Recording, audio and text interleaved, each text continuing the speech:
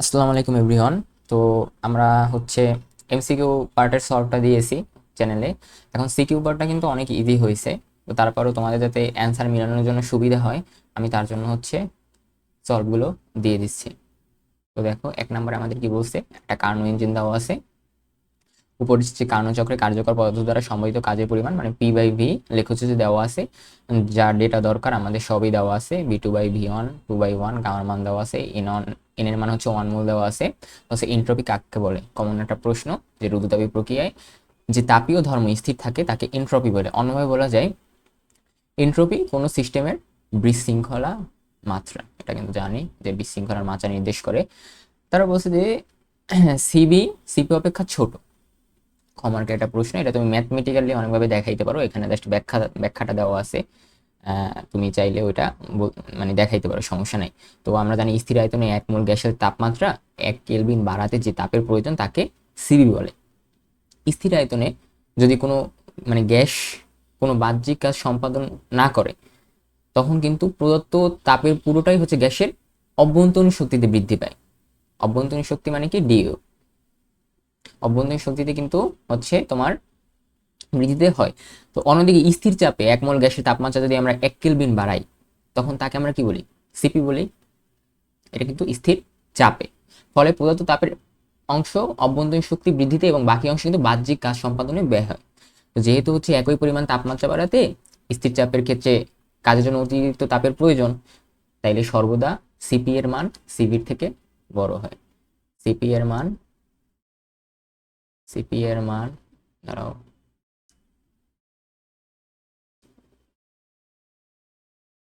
CP এর মান সিভির থেকে অলওয়েজ কি হয়, বড় হয়।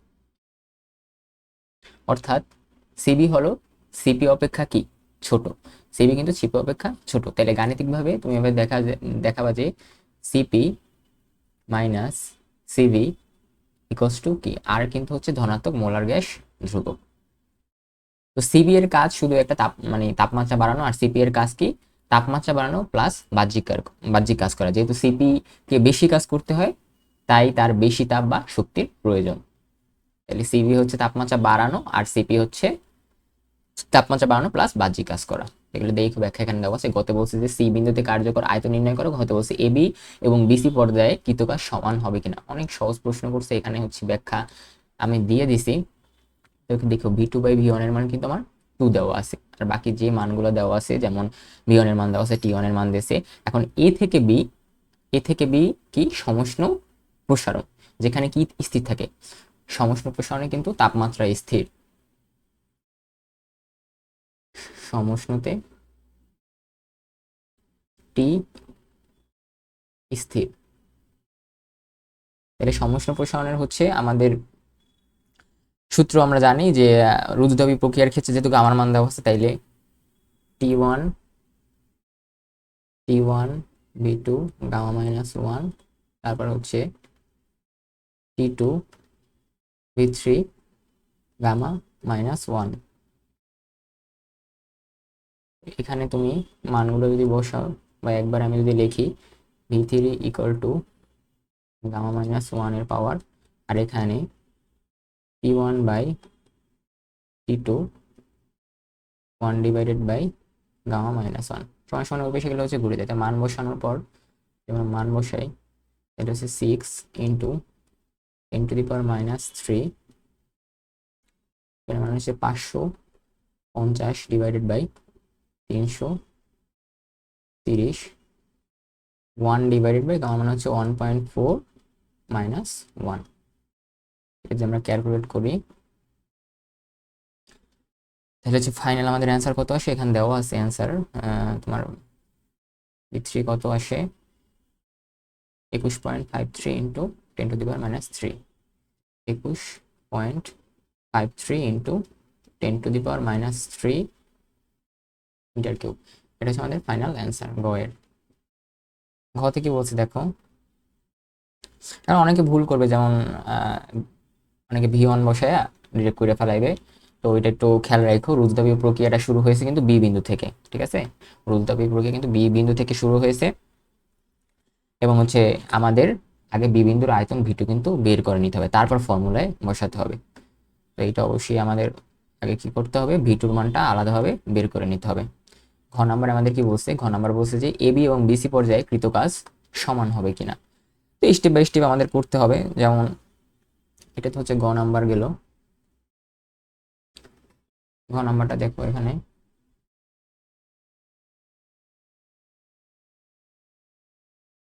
এন হচ্ছে 1 মোল,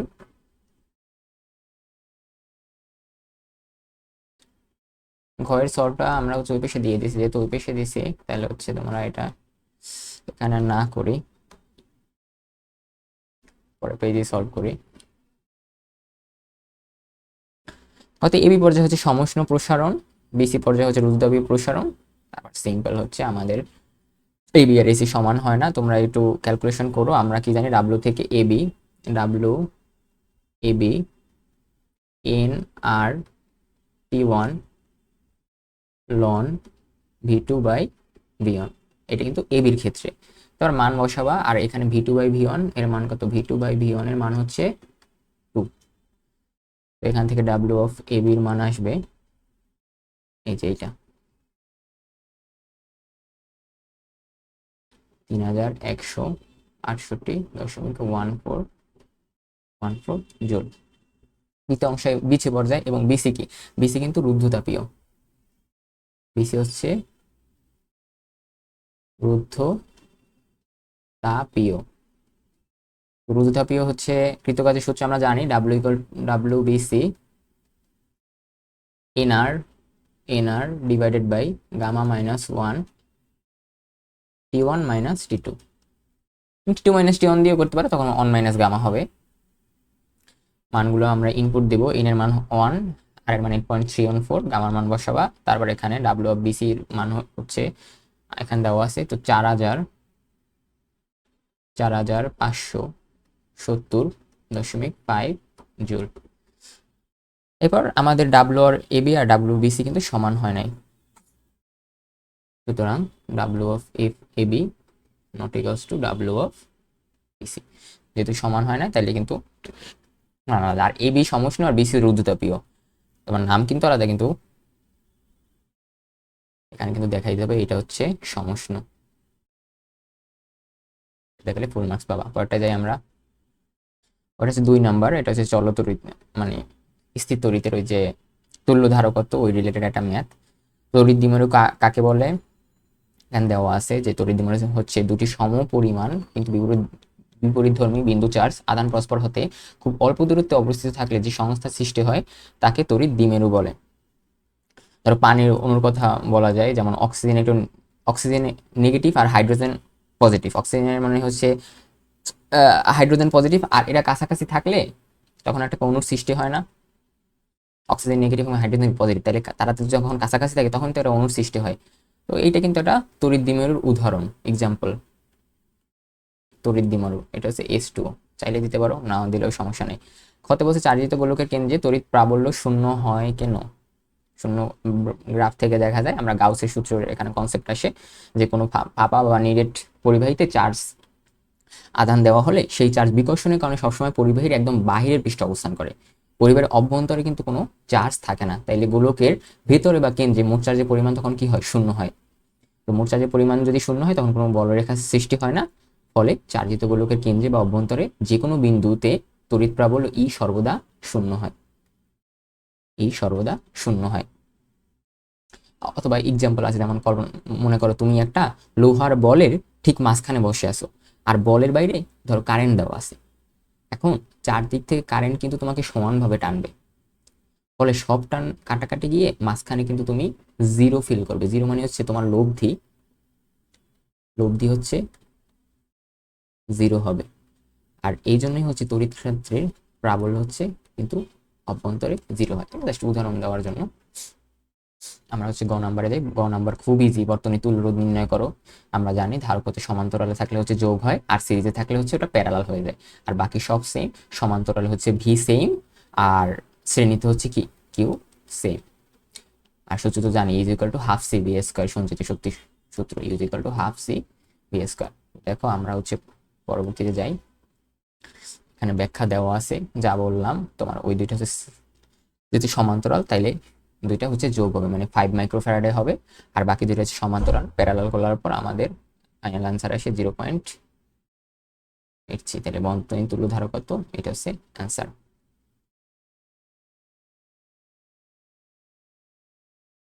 তো এইটা হচ্ছে উল্টা হবে, বুঝতে পারছো। ঘ নাম্বার বলছে C1 C3 ধারকের মধ্যে কোনটি সঞ্চিত শক্তি অধিক। দেখো এখানে দেওয়া আছে যে বর্তনী মোট প্রবাহিত charge Q equals to C into V, ঠিক আছে। তারপরে যে কিউর মান যদি আমরা বের করি তাহলে 5/6 মাইক্রোফ্যারাড ইন্টু ভি, মানে কিউর মানটা আমরা বের করছি। তো সিয়ন ধারকের শক্তি, সঞ্চিত শক্তি কি ইউ1, তাহলে সিয়ন ধারকটি বর্তনীর সাথে কিন্তু শ্রেণীতে যুক্ত। প্রিভিয়াসে যাও, সিয়ন ধারক কিন্তু বর্তনীর সাথে শ্রেণীতে যুক্ত। তো শ্রেণীতে যদি যুক্ত থাকে তাইলে ওখানে তোমার কিউর মান কত, 10 মাইক্রো কুলম্ব প্রবাহিত হবে। তো সঞ্চিত শক্তি আমরা যদি চার্জের দিয়ে যাই তাহলে ইউ ইজ ইকুয়াল টু, মানে U1 is equal to Q square divided by 2c। এখান থেকে ক্যালকুলেশন করলে তোমাদের U1 এর মান আসবে 50 ইন্টু 10⁻⁶। তারপর C3 ধারকের সঞ্চিত শক্তি নির্ণয় করবো। তো দেখো প্রিভিয়াসে যাও, C3 ধারকটি কিন্তু সমান্তরাল অংশ আছে। তো সমান্তরাল অংশের C2 ও C3 আছে। মোট ধারকত্ব সিপি হচ্ছে 5 মাইক্রোফ্যারাডে। এই অংশের ভিতর দিয়ে মোট চার্জ কত প্রবেশ করে, 10 মাইক্রোকুলম্ব প্রবেশ করে। তো সমান্তরাল অংশের দুই প্রান্তের ভোল্টেজ পার্থক্য আমাদের নির্ণয় করতে হবে না, ভি ইজ ইকুয়াল টু কি কিউ বাই সিপি, এই যে কিউ বাই সিপি। তো এখান থেকে আমরা কত পাইছি, 2 ভোল্ট পাইছি। তো এই যে 2 ভোল্ট পাইলাম সমান্তরাল সমবায় যুক্ত থাকায় C3 ধারকের ভোল্টেজও কিন্তু হচ্ছে V3 ইকুয়াল টু কত হবে, 2 হবে, ঠিক আছে। সমান্তরাল সমবায় যুক্ত থাকার কারণে V3 is equal two 2 volt হবে। তাহলে C3 ধারকে সঞ্চিত শক্তি বা U3 ইকুয়াল টু কি হবে, half C3 into V3 square.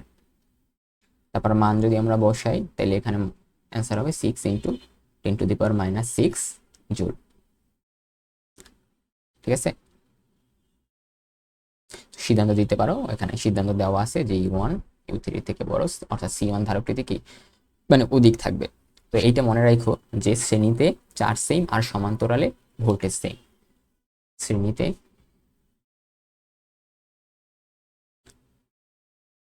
শ্রেণীতে চার্জ সেম, সমান্তরালে কি সেম হয়, ভি সেম হয়, সেম। এটা দিয়ে হচ্ছে আমাদের আগাইতে হবে। তো গেল, এরপরটা আমরা যাই। 3 নাম্বারটা হচ্ছে তোমার এ দেওয়া আছে ফার্স্টে, অর্ধায়ু কাকে বলে। অর্ধায়ু হচ্ছে যে কোনো সময় তেজস্ক্রিয় পদার্থের মোট পরমাণু ঠিক অর্ধেক পরিমাণ পরমাণু ভেঙে যায় বা ক্ষয়প্রাপ্ত হয়, সেই সময়কে অর্ধায়ু বলে।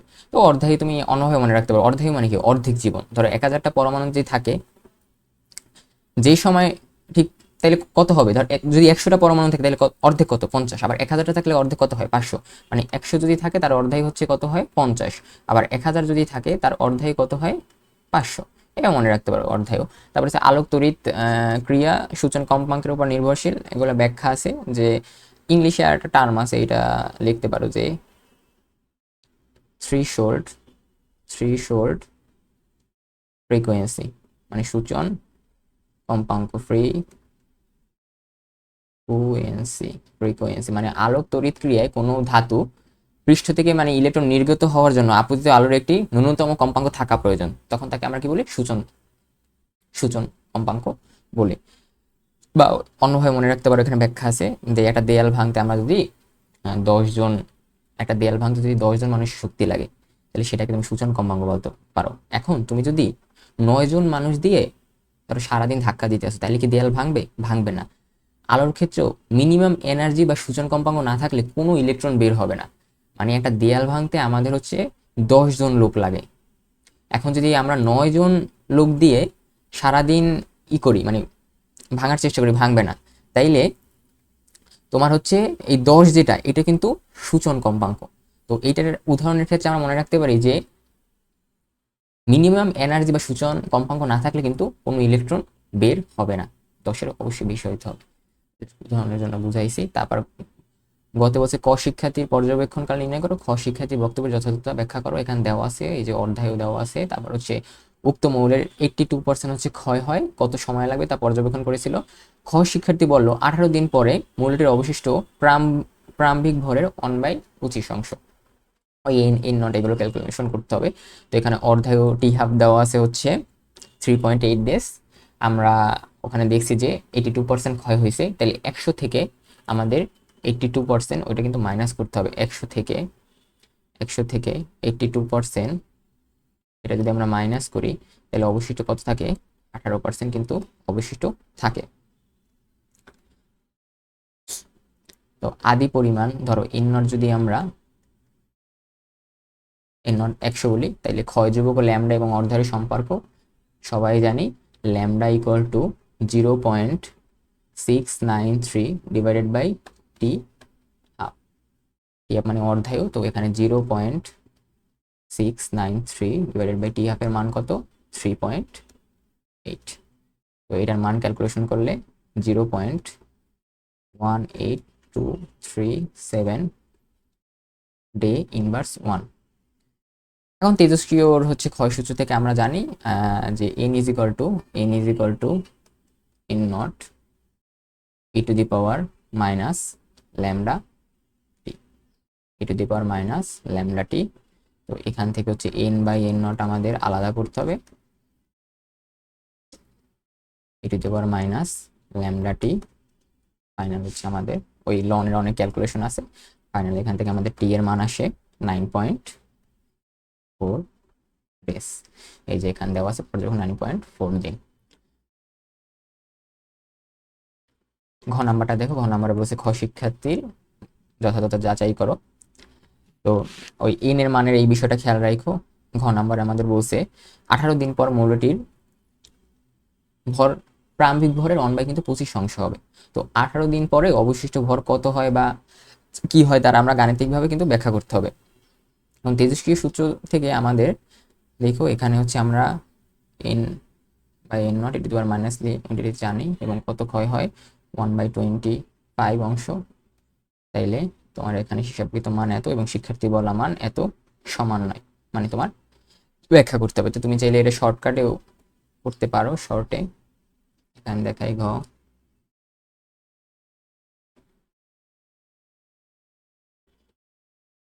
শর্টে কি আমরা জানি n equals to T divided by T half. T এর মান কত? 18 ডিভাইডেড বাই টি হাফ এর মান হচ্ছে 3.8। আমরা ক্যালকুলেশন করে কত আসে? 4.736। তাইলে n divided by n not 1/2 এর পাওয়ার হচ্ছে n। 1 ডিভাইডেড বাই 2, n এর মান হচ্ছে 4.736। তোমার এটা ক্যালকুলেশন করলে আসবে 0.0375। যেহেতু 1/25 0.04 এর সমান নয়, তাই বক্তব্য কি কি সঠিক নয়। বুঝতে পারছি? এটা তুমি শর্টেও চাইলে করতে পারবে, মানে 1/2 যদি পারেন এই ম্যাথটা দিয়ে এভাবে চাইলে অ্যাপ্লাই করে করতে পারবে। নেক্সটে যাই আমরা 4 নাম্বার। শান কাকে বলে একটু পড়ো। তড়িৎ প্রবাহের হচ্ছে হাত থেকে রক্ষা করার জন্য ক্ষুদ্র মান অল্প মানে একটা রোধ যুক্ত করায়, সেটাকে আমরা শান বলি। শান সবসময় সমান্তরালে যুক্ত হয়, এটাও তুমি লিখে দিতে পারো। এই যে শান সবসময় কি যুক্ত হয়? সমান্তরালে যুক্ত হয়। শান্টের রোধ কম হওয়ায় বেশি কারেন্ট শান দিয়ে পার হয়ে যায়, ফলে কি হয়? গ্যালভানোমিটার বেঁচে যায়। তারপর সূর্য কখনো কৃষ্ণ গহ্বরে পরিণত হবে না, এখানে ব্যাখ্যা আছে। যেমন কোনো নক্ষত্রের মৃত্যু বা চূড়ান্ত পরিণতি তার ভরের উপর নির্ভর করে। এখন কোনো নক্ষত্রের ভর যদি আমাদের সূর্যের ভর 1.4 গুণের থেকে কম বা সমান হয়, কত? সূর্যের ভর 1.4 এর থেকে কম বা সমান হয়, তবে হচ্ছে সূর্যের ভর কৃষ্ণ গহ্বরের জন্য প্রয়োজনীয় ভর থেকে অনেক কম, তাই জ্বালানি শেষ হয়ে গেলে সূর্য শ্বেত বামনে পরিণত হবে, কিন্তু কখনোই কৃষ্ণ গহ্বরে কিন্তু পরিণত হবে না। তো এই যে 1.4 এটা কিন্তু খেয়াল রাখো। এখানে ব্যাখ্যা আরো অন্যভাবে দিতে পারো, সমস্যা নেই। গত বছর চতুর্থ বাহুতে কত রোধ কিভাবে যুক্ত করলে বৃষ্টি সাম্য অবস্থা থাকবে? হুইটস্টোন বিধি, একদম কমন ম্যাথ। তারপর শিক্ষার্থীর পর্যবেক্ষণে যথাযথতা যাচাই করো। আমরা পরে যাই আমরা তো জানি হুইটস্টোন ব্রিজের ক্ষেত্রে P by Q equal to কি আর ডিভাইডেড বাই এস। যদি P by Q equal to R by S হয় তাইলে কিন্তু সেটা হুইটস্টোন ব্রিজ। আর P by Q not equals to যদি আর বাই এস হয় তখন সেটা কিন্তু আমরা ওয়াই ডেল্টা কনভারসেশন দিয়ে করবো। তো এর দরকার নাই, এখানে আমাদের এস প্রাইমের মান হচ্ছে 36 ওহম বের হবে, অর্থাৎ বৃষ্টিকে সাম্যাবস্থায় আনতে চতুর্থ বাহুতে মোট 36 ওহম যুক্ত মানে রোধ থাকতে হবে। কিন্তু উদ্দীপকের চতুর্থ বাহুতে কিন্তু আগ থেকে একটা 24 ওহম রোধ যুক্ত ছিল। যেহেতু বর্তমান রোধ মানে প্রয়োজনীয় রোধ হচ্ছে বর্তমান রোধের চেয়ে বেশি, তাই রোধ বাড়াতে হলে আমাদের কিন্তু অতিরিক্ত একটা রোধ কি করতে হবে, বাড়াইতে হলে কিন্তু শ্রেণী সমবায় যুক্ত করতে হয়। অবশ্যই কি বাড়াতে হলে শ্রেণী সমবায়। কেন? কারণ হচ্ছে আমাদের বাড়াতে হবে রোধ।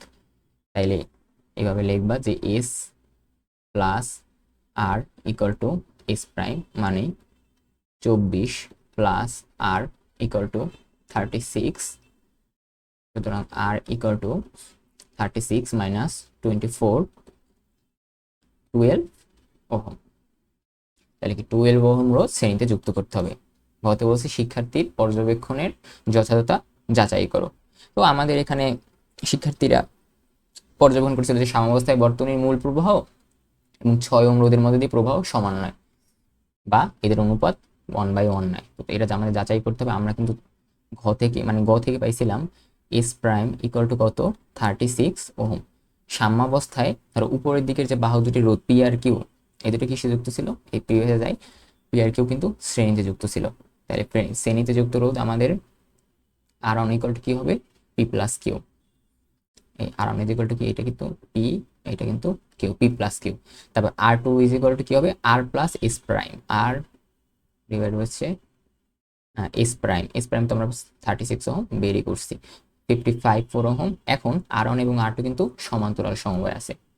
সমান্তরাল সমবায়ে আমরা কি জানি আর ইকুইভ্যালেন্ট ইকুয়ালস টু কি হবে R one into R two divided by R one plus R two. এখান থেকে আর ইকুইভ্যালেন্ট মান আমাদের বের করতে হবে 18 ইন্টু 54 ডিভাইডেড বাই 18 প্লাস 54।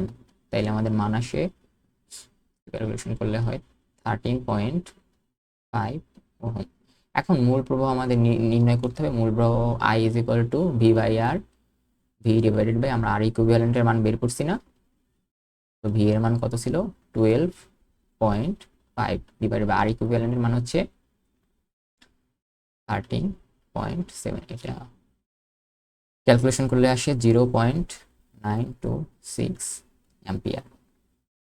এবার 6 ওহম রোধের মধ্য দিয়ে প্রবাহিত হচ্ছে আয়ন নির্ণয় করবে। এই যে 6 ওহম, এখানের মধ্যে আমরা আয়ন নির্ণয় করব।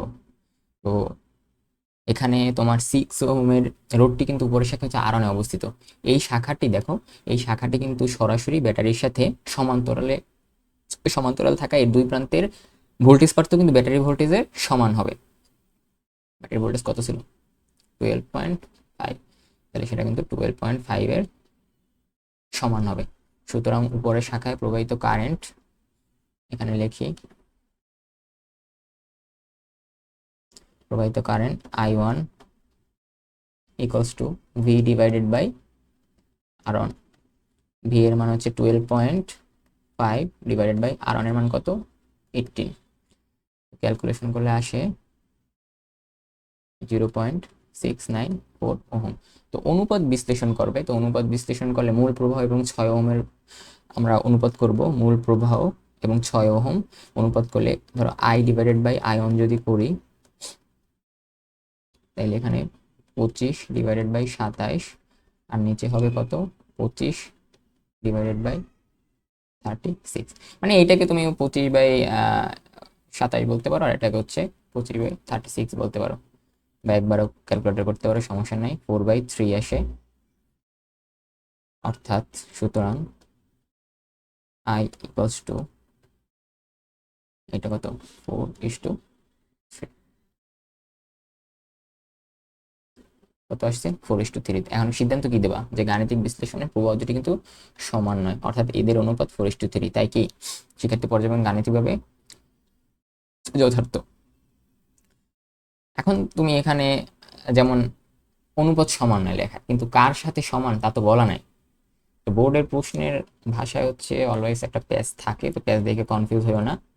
তুমি শুধু মূল কারেন্ট আই আর ওই শাখার কারেন্ট I1 বের করে অনুবাদ করে যদি দেখাই দাও যে তারা মানে সমান, মানে অনন 1.1 না, উপরে কত আসছে আমাদের 4/20, তাইলে কিন্তু আমাদের ফাইনাল আনসার হয়ে যাবে যথার্থ। বুঝছো, এটাই স্যারেরা জানতে চাইছে আর কি। 5 নম্বরে আমাদের যায়, এগুলো পৌর কম্পটন ক্রিয়া কি? কম্পটন ক্রিয়া হচ্ছে উচ্চ শক্তির ফোটন কোনো স্থির ইলেকট্রনকে আঘাত করলে ফোটনটি তার শক্তি ইলেকট্রনকে দিয়ে বিক্ষিপ্ত হয়, ফলে ফোটনের তরঙ্গদৈর্ঘ্য বৃদ্ধি পায় এবং ইলেকট্রন কি হয়, গতিশীল গতিশীল হয়। কি কি কম্পটন ক্রিয়া বলে। কম্পটন ক্রিয়া প্রমাণ করে যে আলো কি মানে আলোর কণা ধর্ম বা পার্টিকেল নেচার আছে, অর্থাৎ আলো শুধু তরঙ্গ নয়, এটি কিন্তু কণার মতো ধাক্কাও দিতে পারে। তাহলে আলোর কিন্তু এটা যদি দেখাও তাইলে হবে আলোর কিন্তু কণা ধর্ম রয়েছে। কার্য কার্যপক্ষে ও সূচন কম্পাঙ্কের মধ্যে সম্পর্ক নির্ণয় করো, এটা একটু ম্যাথমেটিক্যালি দেখাই দেবা। যে আমরা কি জানি W is equal two H F not, এটা কি পরস্পরের সমানুপাতিক। তো W is equal two H F not, এটা থেকে কিন্তু তোমরা যদি দেখাই দাও তাইলে ফুল মার্কস একদম। স্যাররা এইটাই মূলত জানতে চায়, ফুল মার্কস। এটা লিখলে খতে মার্ক দিয়ে দেবে। আর মিতা গতিশীল মহাকাশ নিয়ে গতিশীল চাইছে, খেয়াল করে এখানে গতিশীল বলছে। তারপর হচ্ছে ভ্রমণ শেষে তাদের বয়স একই হবে কিনা। তো আমরা যাই, এখানে সলভ দেওয়া আছে, একটু দেখো, সলভ দেওয়া আছে। তো উদ্দীপক হতে পাই প্রকৃত বা নিশ্চল। প্রকৃত বা নিশ্চল কিন্তু এল নটের মান হচ্ছে 100, আর মহাকাশ যানের বেগ আমরা জানি ভি ইকুয়ালস টু √3/2 সি। এখন মিটা কিন্তু পৃথিবীতে স্থির, মিটা কিন্তু পৃথিবীতে স্থির। তো আপেক্ষিকতার সূত্র অনুযায়ী স্থির কাঠামোতে গতিশীল কোনো বস্তুর দৈর্ঘ্য মাপলে তা প্রকৃত দৈর্ঘ্যের থেকে কিন্তু ছোট মনে হয়, ঠিক আছে, দৈর্ঘ্য সংকোচন হয় তখন। তাইলে মিটার পরিমাপকৃত গতিশীল মহাকাশযানের দৈর্ঘ্য আমরা যদি এখন এল নির্ণয় করি, কি হবে, L L naught √1 - v² divided by c²। তো মানগুলো একটু বসানোর পর আমাদের মানে সুন্দর একটা ফরম্যাট আসছে। এল নট হচ্ছে 100, যেহেতু মিটার পৃথিবীতে ছিল, আর √1 - 3/4, তাহলে 100 ইন্টু 1/2 মানে হচ্ছে কত, 50 মিটার। তো এইটাই তোমাকে জানতে চাওয়া হয়েছে, মূল গতিশীল দৈর্ঘ্য কত। এখন একটা ট্রিক্স আছে, সেটা হচ্ছে যে যদি বেগ √3/2 সি দেওয়া থাকে, তবে তোমার ওই যে কাটাকাটি হয়ে কিন্তু 1/2 হয়ে যায়। মানে এটা তো তোমরা জানো করতে করতে যে 1/2 মানে কত, 0.5, মানে অংশটা কাটাকাটি হয়ে যায়, মানে 0.5 হয়, অর্থাৎ দৈর্ঘ্য হয়ে যাবে ঠিক অর্ধেক। তাহলে 100 অর্ধেক কত, এখানে 100 না, তাহলে 100 অর্ধেক হয়ে যাবে না, 100 অর্ধেক কত, 50। তাইলে ফাইনাল অ্যান্সার কিন্তু আমাদের 50, শর্টে মনে রাখার জন্য আর কি। ঘতে দেখো যে এখানে কাল দীর্ঘায়নের মানে হচ্ছে সময়, তো কতটুকু সময় পার হয়েছে এটা আমাদের দেখতে হবে। উদ্দীপকে কিন্তু বলা হয়েছে রিতা যখন 22 বছর বয়সে মহাকাশে যায়, মিতা তার থেকে 7 বছরের ছোট। অর্থাৎ রিতা মহাকাশে যাওয়ার সময় মিতার বয়স ছিল 22 - 7, কত, 15 বছর, ঠিক আছে। রিতা ফিরে আসার পর মিতার বয়স কত হয়, মিতার বয়স কিন্তু হয় 37 বছর, বুঝতে পারছি। তাইলে পৃথিবীতে স্থির থাকা মিটার জন্য পার হওয়ার সময় কত, মানে অতিবাহিত কাল কত। ধরো ছোট হাতের টি যদি বলি, এই যে 37 - 15 মানে কত, 22 বছর। তো রিতার হিসাব আমরা করব, এবং রিতার হিসাবটা যে আমরা করবো এটা কিন্তু মহাকাশ যানের সাপেক্ষে করব। আমি তো এখানে লিখে দিই যে রিতার রিতার হিসাব রিতার হিসাব এটা আমরা কিসের সাপেক্ষে করব, এটা কিন্তু আমরা মহাকাশ যানের সাপেক্ষে করছিলাম, মহাকাশ সাপেক্ষে করব। আর মিটারটা করবো হচ্ছে পৃথিবীর সাপেক্ষে, এটা কিন্তু মহাকাশ মহাকাশ যানের সাপেক্ষে। মহাকাশযানের সাপেক্ষে। ভি ইকুয়াল টু কত, √3/2c, কারণ হচ্ছে মহাকাশ। তো আমরা মহাকাশযানে থাকা রিতার জন্য পার হওয়ার সময় বা রিতার হচ্ছে প্রকৃত কত সময় সেটাকে যদি আমরা টি নট বলি, রিতারকে যদি আমরা টি নট বলি, সাদা নেই টি নট, তাহলে কাল দীর্ঘায়নের সূত্র আমরা কি জানি, T is equal to T naught divided by √1 minus V square divided by C square. তো একটু মানগুলো বসাইতে হবে। আমরা এখান থেকে আমাদের টার্গেট কি ছিল, টি নটের মানটা বের করা মেইন টার্গেট না, তাইলে তোমার একবারে লিখে তোমরা একটু ক্যালকুলেশন করো, 22 ইন্টু √1 মাইনাস 3/4 এমন ফর্মেটে আসবে, বা টি নট ইকুয়াল টু 22 ইন্টু নিচে যদি লসাগু করে তাহলে একবারে যদি রুট করে দিই এখানে হবে 1/2। তাহলে টি নটের মান কত আসে, 11। অর্থাৎ রিতার কাছে মনে হয়েছে সে মাত্র 11 বছর মহাকাশে ছিল। তো ভ্রমণ শেষে দুজনের বয়স, ভ্রমণ শেষে আমাদের কিন্তু দুজনের বয়স নির্ণয় করতে হবে। মিতার বয়স কত, মিতার বয়স কিন্তু উদ্দীপকেই দেওয়া ছিল, ঠিক আছে। মিতার বয়স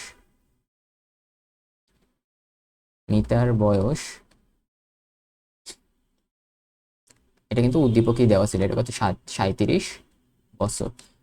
এরপর রিতার বয়স দেখো, রিতা 22 বছর বয়সে যাত্রা শুরু করেছিল এবং তার নিজের হিসাবে 11 বছর ভ্রমণ করছে। 22 বছর বয়সে যাত্রা শুরু করেছিল এবং তার নিজের হিসাবে 11 বছর ভ্রমণ করছে। তাই ভ্রমণ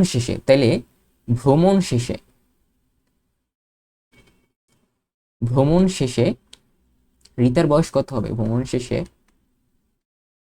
রিতার বয়স হবে 22 প্লাস 11।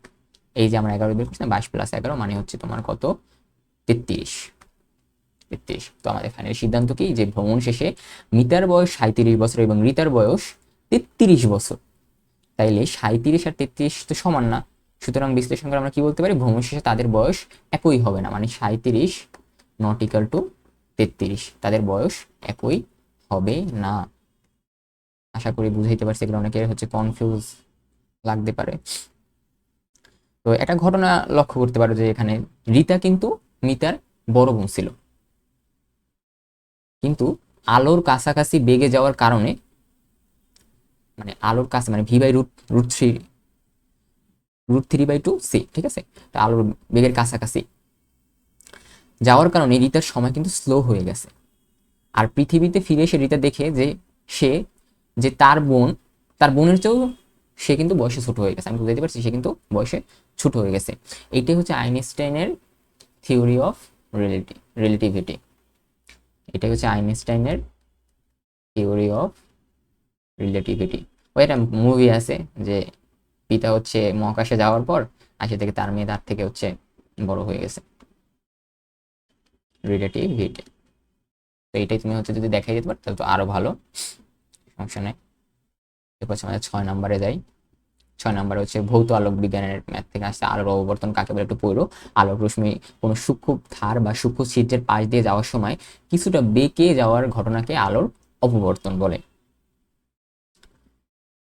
ঠিক আছে। তারপর হচ্ছে তুমি এখানে ধরো দরজায় সামান্য ফাঁকা যদি রাখো, দরজার সামনে ফাঁকা রাখলে আলো যেমন সরলরেখায় না গিয়ে ঘরের ভেতর কিছুটা ছড়িয়ে পড়ে। তো এই যে আলো যে বেঁকে গেছে না, এই বেঁকে যাওয়ার ধর্মটাই কিন্তু অববর্তন। তোমরা যদি এই বেঁকে যাওয়ার ধর্ম এইভাবে লিখো না, বেঁকে যাওয়ার ধর্ম, তাইলে স্যাররা বুঝবে যে বুঝে লিখছে, বেঁকে যাওয়ার ধর্মটাকেই হচ্ছে কিন্তু অববর্তন বলা হয়। তারপর বলছে যে ব্যতিচার সৃষ্টির ক্ষেত্রে সুসংগত উৎসের প্রয়োজন ব্যাখ্যা করো।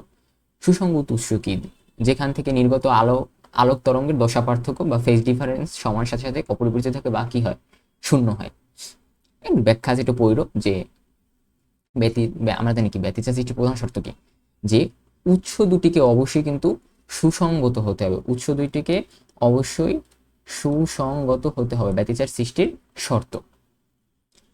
তো যদি উৎস সুসংগত না হয় তবে আলোক তরঙ্গগুলোর দশা প্রতিনিয়ত কিন্তু মানে বিচ্ছিন্নভাবে পরিবর্তিত হয়, এলোমেলোভাবে পরিবর্তিত হয়। ফলে পর্দার কোনো বিন্দুতে কিন্তু স্থায়ী গঠনমূলক উজ্জ্বল বা ধ্বংসাত্মকরে আমরা কি বলি, অন্ধকার ব্যতিচার বলি না, তাইলে উজ্জ্বল বা ধ্বংসাত্মক কোনোটাই তৈরি হবে না। তাইলে পুরো পর্দাটা কি সম্ভাব্য কি মনে হবে, আলোকিত মনে হবে। ব্যতিচার সৃষ্টির জন্য কিন্তু সুসংগত কি প্রয়োজন, ব্যতিচার সৃষ্টির জন্য সুসংগত উৎসের প্রয়োজন, সুসংগত উৎসের প্রয়োজন, এভাবে ব্যাখ্যা দিতে পারো, অনেক উদাহরণ দিতে পারো। সুসংগত মানে যে সিনকো সিনকোরাইজেশন মানে কি তাল মিলিয়ে চলা। দুজন শিল্পী যেমন তাল মিলিয়ে ধরো গান না গাইলে যেমন গান নষ্ট হয়, তেমনি আলোর দশা বা তাল ঠিক না থাকলে কিন্তু ব্যতিচার নষ্ট হয়ে যায়। মানে দশা আর হচ্ছে তোমার উৎস, এটা কিন্তু অবশ্যই একটা নির্দিষ্ট পর্যায়ের সাথে আবর্তিত হইতে হবে। ব্যাখ্যা দিলাম একটু সহজ। ডোরাপ্রস্থ সৃষ্ট ব্যতিচারে ডোরাপ্রস্থ নির্ণয় করো, পি বিন্দুতে কোন ধরনের ব্যতিচার সৃষ্টি হবে, এগুলো সবাই আশা করি পারবা। যে এর মান দেওয়া আছে, তারপর হচ্ছে পর্দা দ্রুত ডি এর মান হচ্ছে 1 মিটার, ল্যামডার মান দেওয়া আছে, আমরা কি জানি del X is equal to lambda D divided by Y J. আবার এই দিও না, আমার কিন্তু ডোরাপ্রস্থ চাইছে, একটা এমসিকিউ আসছিল, সলভ করছি, তো এখানে আসছে ডোরাপ্রস্থের মান, কিন্তু ফাইনাল অ্যান্সার হচ্ছে এইটা।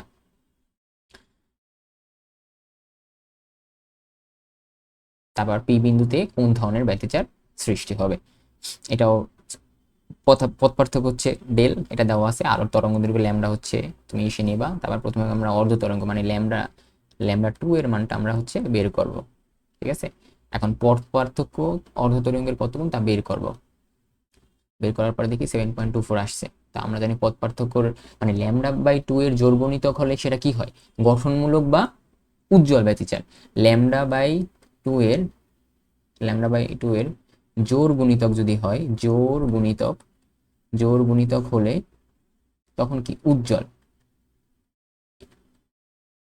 ব্যতিচার হয়। আর ল্যামডা বাই টু এটা কিন্তু অবশ্যই পথ পার্থক্য, ঠিক আছে। পথ পার্থক্য ধরো ল্যামডা বাই টু, এটা যদি বিজোড় গুণিতক হয় মানে বিজোড় গুণিতক হলে তখন সেটা কি ধ্বংসাত্মক বা অন্ধকার, যাই বলো,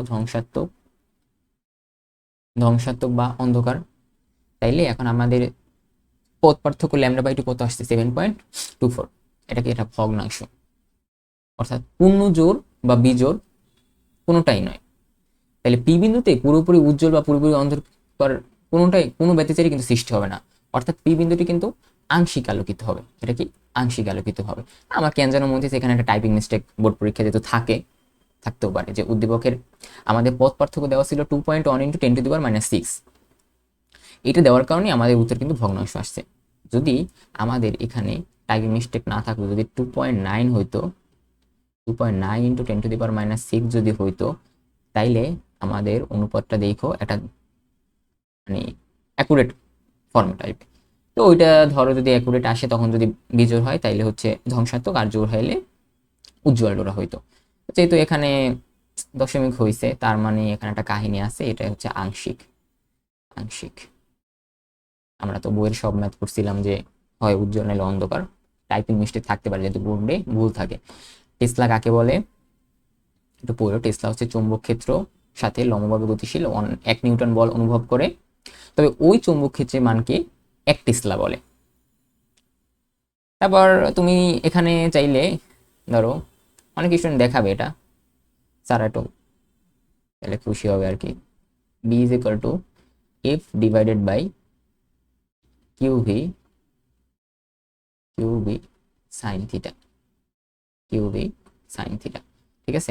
এখন এখানে যদি আমরা এফ এর মান অন বসাই, কিউ এর মান অন বসাই, ভি এর মান অন বসাই, এবং সাইন 90 ডিগ্রির মান কত 1 না, সাইন 90 ডিগ্রি যদি 1 বসাই, তাহলে বি এর মান কত হয় 1 টেসলা, বি এর মান কত হয় 1 টেসলা, ঠিক আছে। তাইলে এভাবেও কিন্তু তুমি দেখাইতে পারো এই সূত্র দিয়ে, একজন এককভাবে দেখে ব্যাখ্যাও দিতে পারো, সমস্যা নেই, ফুল মার্কস পাবা। এসি প্রবাহের জন্য বর্তনীতে ধারক ব্যবহার করা, ডিসি প্রবাহ ব্যবহার করা হয় না কেন, এখানে হচ্ছে ধরো বর্তনীতে তড়িৎ প্রবাহের ক্ষেত্রে ধারক যে বাধা প্রদান করে তাকে কি বলে, ধারকীয় ঘাত বলে, বা ক্যাপাসিটিভ রিট্যান্স, এক্সি। এক্সি এটা লিখি এক্সি 1/2 এফ সি। এফ হচ্ছে কারেন্টের কম্পাঙ্ক, ডিসি প্রবাহের ক্ষেত্রে কোনো কম্পাঙ্ক থাকে না, ফলে এফ কি হয়, কম্পাঙ্ক না থাকলে এফ জিরো হয়। আর এফ যদি জিরো হয় তাহলে ধারকীয় ঘাত এক্সি কি হবে 1/j, 1/0 মানে কি ইনফিনিটি, তাহলে সেটা কি হবে অসীম, তাহলে সেটা কিন্তু অসীম হয়ে যাবে। এবং অসীমের বাধার কারণে ডিসি প্রবাহ ধারকের মধ্যে দিয়ে কিন্তু চলতে পারে না, অর্থাৎ ধারক ডিসিকে পুরোপুরি কি করে দেয়, ব্লক করে দেয়। ব্যাখ্যা দিলেও হবে, সমস্যা না, ব্লক করে দেয়। কিন্তু এসি প্রবাহের একটা নির্দিষ্ট কিন্তু কম্পাঙ্ক থাকে, মানে এসি প্রবাহের কিন্তু এফ এর মান 0 থেকে বড়, তখন কিন্তু একটা ধারকীয় ঘাত একটি সসীম মান পাওয়া যায়। ফলে ধারকের ভেতর দিয়ে এসি প্রবাহ অনায়াসে কিন্তু চলতে পারবে। এ কারণে এসি বর্তনীতে ধারক ব্যবহার করা হলেও ডিসি বর্তনীতে ব্যবহার করা হয় না, এভাবে বলে দেবে, ঠিক আছে, যে এফ এর মান 0 থেকে বড়, ফলে এটা সসীম মান পাওয়া যায়, কিন্তু এটার ক্ষেত্রে পাওয়া যায় না। এগুলো একটু দেখাও, তাইলে স্যাররা খুশি হবে যে 1/0 মানে ইনফিনিটি হবে। এবার গ নাম্বারে বলছে যে উদ্দীপকের দিক পরিবর্তী প্রবাহটির তড়িৎচালক বলের মান 0 থেকে কত সময় পর শীর্ষে পৌঁছতে পারবে। আমরা যাই, ওখানে সলভ দেওয়া আছে। দেখো এখানে আমরা কি জানি, T is equal to 1 divided by F, 1 divided by 50 করো, তাইলে আসবে 0.02। সহজ ছিল। আমরা জানি তো দিক পরিবর্তী প্রবাহের গ্রাফ সাইন ওয়েভ মেনে চলে, এটি 0 থেকে শুরু হয়, তার শীর্ষ পর্যন্ত সর্বোচ্চ মানে পৌঁছতে মোট সময় পর্যায়কালে ঠিক 4 ভাগের 1 ভাগ হয়, মানে কত, টি ইজ ইকুয়াল টু T/4। ঠিক আছে, টি এর মান বসাবা, তাইলে আমাদের অ্যান্সার কত আসছে, এটা 0.05। তো আমি এখানে ধরো তোমার ব্যাখ্যা দিছি, তোমরা চাইলে এই ব্যাখ্যাটা একটু পড়ে নিও। ব্যাখ্যা বলতে কি আর কি, গ্রাফটা হচ্ছে দিছি যাতে সুবিধা হয়। একটু দেখো এখানে নীল রঙের এই যে ঢেউটা, এইটা কিন্তু আমাদের এসি কারেন্ট, এখানে 0 থেকে শুরু হয়ে আবার 0-তে ফেরত আসছে, সময় নয়, সেটাই হলো একটা কি, ফুল টি। এবং এই যে তোমার বিন্দু, এর অর্ধেক রাস্তা যেতে সময় লাগবে T/2। ঠিক আছে, এই যে সবুজ যেটা, এটা কিন্তু অর্ধেক, এটা কত হবে, T/2 মানে সবুজ বিন্দু। আর একদম চূড়োয় বা শীর্ষে মানে পিক ভ্যালোসিটি কোনটা, এটা না, পিক ভ্যালোসিটি। তো পিক ভ্যালোসিটিতে হচ্ছে তুমি যদি পৌঁছাতে চাও, তাইলে কিন্তু সময় লাগবে তার অর্ধেক, অর্থাৎ T/4, অর্থাৎ কত, T/4, মানে যে লাল বিন্দুটা। আমাদের অঙ্কে শীর্ষ মানে পৌঁছানোর সময় বের করতে বলা হয়েছে, আমাদের অঙ্ক কিন্তু শীর্ষ মানে পৌঁছানোর সময় বের করতে বলা হয়েছে। তাই টিকে আমাদের কত দিয়ে ভাগ করতে হবে, টিকে আমাদের কিন্তু 4 দিয়ে ভাগ করতে হবে, শর্টকাট, এটা কিন্তু শর্টকাট। গ্রাফটা দেখাইলে ভিজুয়ালাইজ করার জন্য। তো এরপরে দেখো আমাদের ঘ নাম্বারটা একটু স্টেপ বাই স্টেপ এখানে দেওয়া আছে যে কোন সংযোগটি অধিক তাপ উৎপাদনে কার্যকর হবে। হিটারের রোধ দেওয়া আছে, এসি সংযোগের ক্ষেত্রে কার্যকর ভোল্টেজ আরএমএস, ভি আরএমএস এগুলো দেওয়া আছে। তারপর ডিসি সংযোগের ক্ষেত্রে ধ্রুব ভোল্টেজ ভিডিসি দেওয়া আছে। আমরা জানি পি এস থেকে সি হিসাব করলে ভি আরএমএস এর স্কোয়ার ডিভাইডেড বাই আর, এখানে মানগুলো ইনপুট দেবা, 220 এর স্কোয়ার ডিভাইডেড বাই কত, 1000। তাহলে এখানে একটা মান আসে, সেটা হচ্ছে 48.4 জুল পার সেকেন্ড। ডিসি বর্তনের ক্ষেত্রে আবার ক্ষমতা বের করতে হবে, পিডিসি সেটা কত হবে, ভি ডিসি তার স্কোয়ার, পি ইকুয়াল টু কত, ভি স্কোয়ার বাই আর, না আমরা তো পাওয়ার ফর্মুলাটা জানি, P is equal to V square divided by R, same ওইটা দিয়ে করতেছি। তারপর এখানে তোমার মান বসাবা, 220 স্কোয়ার ডিভাইড বাই আর এর মান কত, 1000। তাইলে তোমার মান আসবে 48.4 জুল পার সেকেন্ড। সিদ্ধান্ত কি গাণিতিক বিশ্লেষণ করে আমরা দেখতে পাই যে পিএসি ইকুয়াল টু কি, পিডিসি, তাহলে কি সমান, তাই সমানভাবে কার্যকর হবে। তো অনেকে ভাববে যে এসি কারেন্ট তো ওঠানামা করে, তাই ডিসি কারেন্ট হয়তো বেশি তাপ দিবে, এভাবে অনেক মনে করতে পারো। মনে রাখবে এসিতে যে 200 মানে এসিতে আমাদের যে 220 ভোল্ট লেখা থাকে, সেটা আসলে ওর আরএমএস ভোল্টেজ বা ডিসি সমতুল্য ভোল্টেজ, ওর আরএমএস ভোল্টেজ বা ডিসি সমতুল্য ভোল্টেজ। তাই 220 ভোল্টের এসি আর 220 ভোল্টের ডিসি সব সময় কিন্তু সমান তাপ তৈরি করবে। ঠিক আছে, তাই কি 220 ভোল্টের এসি আর 220 ভোল্টের এসি আর 220 ভোল্টের ডিসি, এটা কিন্তু সব সময় সমান তাপ উৎপন্ন উৎপন্ন করবে। শেষ, এবার হচ্ছে আমাদের 8 নাম্বারটা একটু যাই। 8 নাম্বারটা বলছে যে নিষিদ্ধ ব্যান্ড কাকে বলে। আমরা জানি ওজন ব্যান্ড এবং পরিবহন ব্যান্ডের মধ্যবর্তী শক্তি বা ফাঁকা স্থান যেখানে কোনো ইলেকট্রন থাকতে পারে না তাকে নিষিদ্ধ ব্যান্ড বলে। ধরো এটা দুটো সিঁড়ি, মাঝখানে যে ফাঁকা জায়গার মধ্যে থাকে, ইলেকট্রন লাফ দিয়ে এক সিঁড়ি থেকে অন্য সিঁড়িতে যেতে পারে, কিন্তু ওই মাঝখানের ফাঁকা জায়গায় একটা নিষিদ্ধ ব্যান্ড, মানে আমরা যে সিঁড়িতে উঠি, এভাবে উঠি না, এখানে একটা ফাঁকা জায়গা থাকে না, যেমন ট্রেডার আছে একটা রাইডার আছে, ঠিক আছে, ওই যে ফাঁকা জায়গাটা ওখানে কিন্তু ইলেকট্রন থাকতে পারে না, তাহলে ওটাকে আমরা নিষিদ্ধ ব্যান্ড বলতে পারি। কথা বলছে যে একটি বস্তু চার্জ -0.2 কুলম্ব মানে 2 কুলম্ব সম্ভব কিনা। এখানে ব্যাখ্যা আছে, আমরা কি জানি Q equals to NE, common একটা ফর্মুলা, তারপর তুমি ইলেকট্রনের মান টান সব জানো, তাইলে N equals to Q by E, এখানে মান বসাবা, তাইলে এন এর মানটা বের হবে। যেহেতু এটা কি পূর্ণ সংখ্যা মানে ভগ্নাংশ নয়, সুতরাং কি কোনো বস্তু চার্জ -0.8 কুলম্ব হওয়া পসিবল না। তো বোর্ডে অনেকে স্যাররা -0.8 কুলম্ব দেয়, আবার কখনো -0.8, মানে মাঝে মাঝে তোমার ধরো হচ্ছে -0.8 কুলম্ব দিবে, আবার মাঝে মাঝে 0.8 ইন্টু 10⁻⁻19 কুলম্ব দিবে। ঠিক আছে, যদি প্রশ্নে 0.9 মানে 0.8 ইন্টু 10⁻⁻9 কুলম্ব লেখা থাকতো, তো ওই ভাগ করলে কিন্তু তোমার উত্তর একটা দশমিক সংখ্যা আসে, ধরো 0.5 বা 0.8, এমন একটা দশমিক সংখ্যা আসতে, কিন্তু এটা কি পূর্ণ সংখ্যা? এটা কিন্তু পূর্ণ সংখ্যা নয়, তখন সেটি কিন্তু সম্ভব নয়। কিন্তু -0.8 থাকলে তখন কিন্তু উত্তরটা সম্ভব হয়। একটু খেয়াল রাখো, গত বছর উদ্যোগের বর্তনী সত্যক সারণী, এটা আইসিটির একটা কোশ্চেন।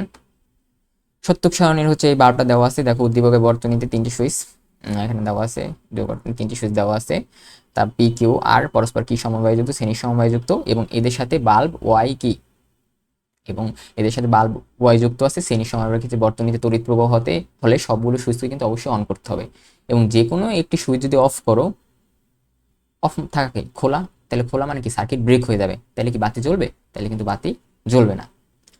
এবং এটা কিসের সাথে, কোনটার সাথে মিলে যায়? অবশ্যই এন্ড গেটের সাথে মিলে যায়, এটা মেনশন করলে ফুল মার্কস পাবা। তারপর ধরি সুইচ অন মানে হচ্ছে, অন মানে হচ্ছে সুইচ অন মানে হচ্ছে ধরো 1, অফ মানে হচ্ছে 0, আর বাল্ব জ্বললে অন, না জ্বললে 0। তারপরে এখানে সত্যক সারণীটা দেওয়া আছে, তোমার সত্যক সারণীটা দেখো, সিরিজ মানেই কিন্তু এন্ড গেট, সবগুলো এক হলেই কেবল আউটপুট এক হয়, বাকি হচ্ছে সব কিন্তু 0। ঘ নাম্বার একটু করে, ঘ নাম্বারটা পড়ছিলাম যে উদ্দীপকের বাল্বটিকে সুইচ এর সমান্তরালে সংযোগ দিলে বর্তনীটি কোন লজিক গেটের সাথে সমতুল্য বর্তনীতে পরিণত হবে। এখানে একটা বিষয় কি, যে বাল্বটিকে মানে ওয়াই পি কিউ আর এর সাথে যদি সমান্তরাল যুক্ত করা হয়, এই যে উপরের চিত্রে দেখানো হয়েছে, তবে তড়িৎ প্রবাহের দুটি কিন্তু পথ তৈরি হবে। তড়িৎ প্রবাহের কিন্তু দুটি পথ তৈরি হবে। তড়িৎ প্রবাহের ধর্ম মানে কি, যে এটি কম সময়ের রোধ মানে সার্কিট দিয়ে যাইতে চাই। যখন 3টি সুইচ পি কিউ আর একত্রে তুমি যদি অন করো, তখন সুইচের সার্কিট মানে শাখাটা কিন্তু শর্ট সার্কিট হয়ে যাবে, ঠিক আছে, ফলে ব্যাটারির সমস্ত কারেন্ট সুইচের ভিতরে দিয়ে চলে যাবে, বাল্বের ভিতরে দিয়ে কিন্তু কোনো কারেন্ট যাবে না, তখন বাল্বটি কি নিয়ে যাবে, ওয়াই মানে কত, 0 হবে। কিন্তু যদি যে কোনো একটা সুইচ অফ থাকে, তবে সুইচের শাখায় কারেন্ট যেতে পারবে না, তখন বাধ্য হয় সম্পূর্ণ কারেন্ট বাল্বের ভিতরে দিয়ে যাবে, আর বাল্বের ভিতরে কারেন্ট গেলে কত হয়, ওয়াই ইকুয়ালস টু 1 হয়। এটি কিসের বৈশিষ্ট্য? এটি অবশ্যই ন্যান্ড গেটের বৈশিষ্ট্য, ঠিক আছে, যা কি অ্যান্ড গেটের উল্টা। এগুলো একটু মেনশন করে তারা মতামত দিবা যে উদ্দীপকের বাল্বটি সুইচের সমান্তরাল সংযোগ দিলে বর্তনীটি এটি ন্যান্ড গেট এর সমতুল্য বর্তনীতে পরিণত হয়। তারপর ন্যান্ড গেটের ট্রুথ টেবিল, যে ইনপুট সবগুলো অন হলে কেবল আউটপুট কত হয়, 0 হয়, বাকি সব ক্ষেত্রে অন হয়। তাইলে ন্যান্ড গেটের সমতুল্য বর্তনীতে কিন্তু পরিণত হয়, অ্যান্ড গেটটা ন্যান্ড গেটের সমতুল্য বর্তনীতে পরিণত। তো এখানে সত্যক সারণী তোমার দেওয়া আছে, তারপর তুমি এখানে আমি তোমাদের বোঝানোর জন্য একটা ওয়েট, তো এখানে তুমি প্রিভিয়াসে যদি আমরা যাই,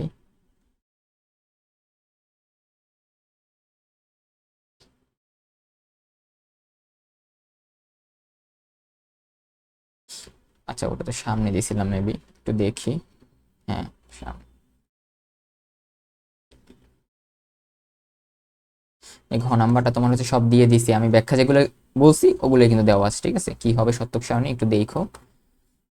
আর একটু তোমাদের বোঝানোর জন্য এখানে একটা চিত্র দিচ্ছি, চিত্রটা একটু দেখো। আমি এখানে মানে গ নম্বর প্রশ্নের জন্য যে বামের চিত্রে পি কিউ আর সুইচগুলো কি শ্রেণীতে আছে না, শ্রেণী সমবায়ে যুক্ত আছে। এর মানে হলো কারেন্টকে ব্যাটারি থেকে বাল্ব পর্যন্ত পৌঁছাতে হলে তিনটি সুইচ কি কি করতে হবে, একসাথে অন থাকতে হবে, তবে কি হবে, বাল্বটি জ্বলবে।